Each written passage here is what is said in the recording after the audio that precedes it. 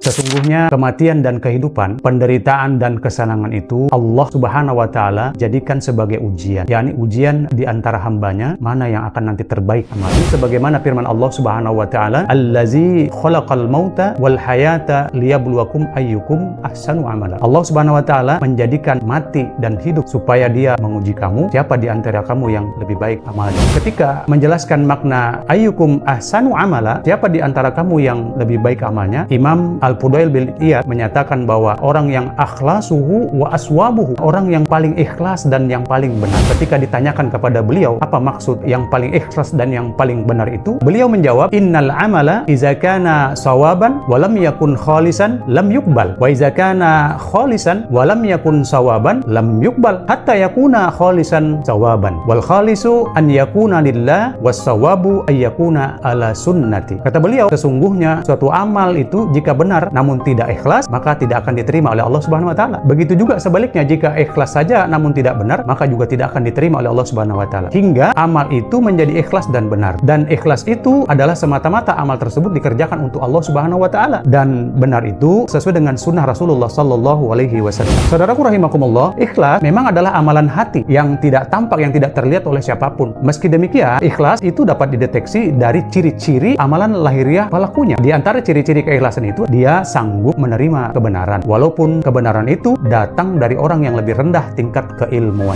Dalam hal ini, Al-Hafiz Ibnu Hajar Al-Asqalani dalam satu kitabnya menceritakan, suatu ketika Ubaidullah bin Hasan Al-Anbari, seorang ulama di Basrah, dalam penyelenggaraan jenazah, beliau kemudian ditanya tentang suatu masalah. Beliau menjawab dengan jawaban yang keliru. Kemudian Abdurrahman bin Al-Mahdi, yakni adalah murid beliau, yaitu adalah salah satu gurunya Imam Ahmad rahimahullah ta'ala, mengoreksi gurunya dengan berkata, "Semoga Allah senantiasa menjaga Anda. Jawaban pertanyaan tadi adalah demikian dan demikian," kata beliau. Dan ketika Ibnu Hajar Al-Asqalani mendengarkan koreksi tersebut dari muridnya, beliau pun kemudian terdiam sejenak, lalu mengangkat kepalanya seraya berkata, "Jika demikian jawabannya, saya menarik kembali pandangan saya tadi. Saya tunduk dengan kebenaran, karena menjadi ekor dalam kebenaran itu lebih saya sukai daripada menjadi kepala atau pemimpin dalam masalah kebatilan." Saudaraku rahimakumullah, kalau kebenaran yang datang dari yang rendah saja mesti kita terima, tentunya kebenaran dari Allah Subhanahu wa Ta'ala, dari zat yang maha mengetahui, lebih kita terima lagi. Dan menolak kebenaran, menolak hukum-hukum Allah Subhanahu wa Ta'ala, siapapun yang menyampaikannya, menunjukkan tidak adanya keikhlasan seseorang di dalam hal itu. Ini sekaligus menunjukkan kesombongan orang yang kemudian melakukannya. Mudah-mudahan Allah Subhanahu wa Ta'ala menjadikan kita orang-orang yang ikhlas. Mudah-mudahan Allah Subhanahu wa Ta'ala menjadikan sisa hidup kita ini, amal kita amal yang terbaik kita persembahkan untuk Allah Subhanahu wa Ta'ala.